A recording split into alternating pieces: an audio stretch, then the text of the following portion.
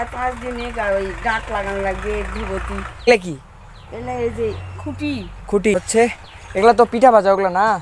হ্যাঁ, পিঠা তৈরি করাতে এই কাজে এগুলো ব্যবহৃত হয়। আর এই যে দেখতে পাচ্ছেন বিভিন্ন এই গ্রামে প্রবেশের পথ। অ্যান্ড আমরা এখন এদিকে যাচ্ছি। হ্যাঁ হ্যাঁ, যেগুলো ভাঙা চূড়া ওগুলা দিয়ে ওগুলা দিয়ে আবার এগুলা কি হবে না এগুলা? এগুলা দিয়ে আবার ঘরের আবহমান বাংলার জীবন ধারণের অন্যতম পেশা হলো মৃৎশিল্প, যা এখনও এক ধরনের মানুষের জীবন ধারণের একমাত্র উপায় এবং আমাদের বাংলাদেশের একটি সংস্কৃতির অংশ। আজকে জানবো তাদের জীবনযাপন, বর্তমান অবস্থা ও তাদের সংগ্রাম।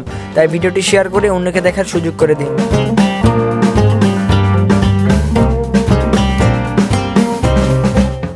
হোয়াটসঅ্যাপ গাইজ, ইস্তর ভাই MD Shahriar, welcome to my another vlog video. So guys, আজকের ভিডিওতে দেখাবো কীভাবে কুমাররা তাদের গ্রামে এসব হাঁড়ি-পাতিল তৈরি করে এবং এখান থেকে তারা বিভিন্ন জায়গায় সরবরাহ করে এবং এটার মাধ্যমে তাদের যে জীবিকা চলে সে বিস্তারিত তথ্য এবং কীভাবে তারা তৈরি করে বিস্তারিত থাকছে আজকের ভ্লগে। সো অবশ্যই চ্যানেলটি সাবস্ক্রাইব করে পাশে থাকা বেল আইকনটি অল অপশনটি সিলেক্ট করে রাখুন। সো লেটস গো। এখন এই দিক থেকে আসলাম, দেখতে পাচ্ছেন এই গ্রামে প্রবেশের পথ। অ্যান্ড আমরা এখন এইদিকে যাচ্ছি। এই যে দেখতে পাচ্ছেন, এই যে এখানে এই কাদুগুলো দিয়ে কি তৈরি হয়? হ্যাঁ, এই যে এইটা মাটি খোঁচা লাগবে বাবা। ও, এগুলা মাটি আগে তৈরি করতে হয় না? হ্যাঁ, একের বাসা লাগবে। হ্যাঁ, আচ্ছা। এই যে এগুলা দেখতে পাচ্ছেন, এই মাটিগুলো প্রথমে কাদা করে নেওয়া হবে অ্যান্ড এরপরে এগুলা তৈরি করা হয়। এই যে দেখতে পাচ্ছেন বিভিন্ন ধরনের ছোট ছোট পাত্র। এখানে কি জ্বালানো হয়? হ্যাঁ, ও, এই মুখটা জ্বালানো হয়। ও। এই যে এখানে এটা দেখতে পাচ্ছেন, এটা দিয়ে আর কি এই পাত্রগুলো পোড়ানো হয় অ্যান্ড এরপরে এগুলা বিভিন্ন জায়গায় যায়। তো এখানে দইয়ের ভাড়া তৈরি করেন আপনারা? আমরা দুয়ের ভাত তৈরি করি না ধরুন। অনেকে তো করে। হ্যাঁ, ওই সাইডে করে। ও, আমরা এই সাইডে খালি এগুলা কি আপনারা কন্ট্রাক্ট পান না এগুলা আপনারা তৈরি করে বিভিন্ন জায়গায় বিক্রি করেন? অন্য জায়গায় বিক্রি করি। অন্য জায়গায়? হ্যাঁ, ধুবতী, সরা, খুঁটি, হ্যাঁ মেলে এলা সব বানাই আমরা। হ্যাঁ। এগুলার দাম কেমন? এগুলা তো করাটা অনেক সময় সাপেক্ষ নয়? হ্যাঁ, এগুলা তৈরি করতে মোটামুটি কতদিন সময় লাগতে পারে? কত দিন বলে 4-5 দিনে ওই গাঁট লাগানো লাগবে ধুবতী তৈরি করতে হবে, তারপরে ওদের শুকাতে হবে, শুকাইয়া তারপরে ডাঁট লাগাতে হবে। 4-5 দিনই লাগে। 4-5 দিন সময় লাগে। হ্যাঁ। অ্যান্ড আমরা এই পাশেও দেখতে পাচ্ছি এগুলা জ্বালানো হয়েছে, দেখতে পাচ্ছেন। আর এই হচ্ছে সেই চুলার মুখ, এখানে জ্বালানো হয় এই যে পাত্রগুলো রয়েছে সব, এভরিথিং। সো আমরা এখন ওই পাশে যাব এবং ওখান থেকে আপনাদেরকে এভরিথিং দেখাবো। সো লেটস গো। এই যে দেখতে পাচ্ছেন এগুলা তো পিঠা ভাজা ওগুলো না? হ্যাঁ, পিঠা তৈরি করাতে কাজে এগুলো ব্যবহৃত হয়। আর এই যে দেখতে পাচ্ছেন বিভিন্ন জিনিস এই জায়গায় তৈরি হয়।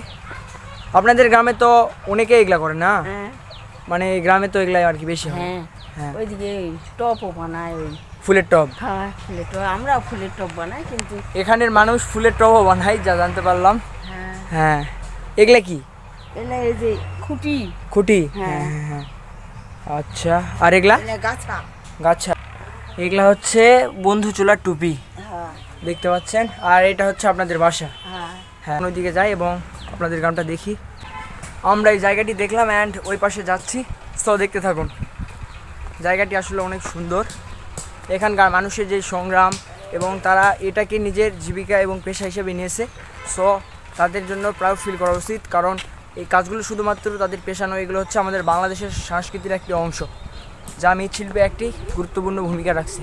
সো আমরা এখন গ্রামের ভিতর যাচ্ছি, দেখতে পাচ্ছেন এ হচ্ছে গ্রামের ভিতরে যাওয়ার রাস্তা। So let's go. অ্যান্ড এই যে এই পাশেও দেখতে পাচ্ছি এগুলো তৈরি করা হয়েছিল। সো এখানে যে ম্যাক্সিমাম মানুষ এগুলোই তৈরি করে অ্যান্ড এগুলোই আপনারা এখানে আসলে দেখতে পারবেন। সো আমরা এখন ভিতর দিকে যাচ্ছি। এই যে দেখতে পাচ্ছেন, আমরা আগে এই পাশে যাব অ্যান্ড এই পাশ থেকে দেখাবো। এই পাশে বিভিন্ন তাদের যেই মৃৎশিল্পের বিভিন্ন ধরনের পণ্য সেগুলো রয়েছে, দেখতে পাচ্ছেন। এখন আমরা ওই দিকে যাব এবং দেখাবো। So let's go. Shila Pal. Sushila Pal? হ্যাঁ, আপনাদের কি এখানে ম্যাক্সিমাম পাল তো? হ্যাঁ, পাল। পালও আছে, মুসলমানও আছে, হ্যাঁ হ্যাঁ মিশালাই আছে। হ্যাঁ হ্যাঁ।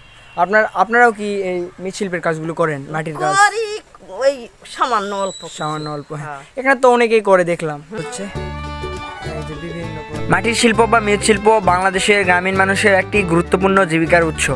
বিশেষ করে নওগাঁ, রাজশাহী, চট্টগ্রাম, খুলনা, যশোর ও জয়পুরহাটের কিছু এলাকায় মৃৎশিল্পের সাথে যুক্ত বহু পরিবার। এই শিল্প ছোট ও মাঝারি ব্যবসার মধ্যে গ্রামীণ অর্থনীতিতে অবদান রাখছে। বাংলাদেশের মাটির জিনিস বানানোর ইতিহাস বহু প্রাচীন। আমাদের গ্রামাঞ্চলের মানুষ শতাব্দীর পর শতাব্দী ধরে মাটির পাত্র, হাঁড়ি, ঢাকন, ঘড়ি এবং মাটির মটকা ইত্যাদি বানিয়ে আসছে। এই শিল্প শুধুমাত্র আমাদের দৈনন্দিন কাজে ব্যবহৃত হয় না, বরং আমাদের সংস্কৃতি এবং উৎসবের অংশ হিসাবে গুরুত্বপূর্ণ ভূমিকা পালন করছে। আজকের ভিডিওটা এখানে শেষ করতে হচ্ছে। দেখা হচ্ছে নতুন কোনো ভ্রমণ গল্পে। ততক্ষণ পর্যন্ত ভালো থাকবেন। আর এইরকম ভিডিও দেখার জন্য অবশ্যই চ্যানেলটি সাবস্ক্রাইব করে পাশে থাকা বেল আইকনটি অল অপশনটি সিলেক্ট করে রাখবেন। তো দেখা হচ্ছে নতুন কোনো ভিডিওতে। Bye bye.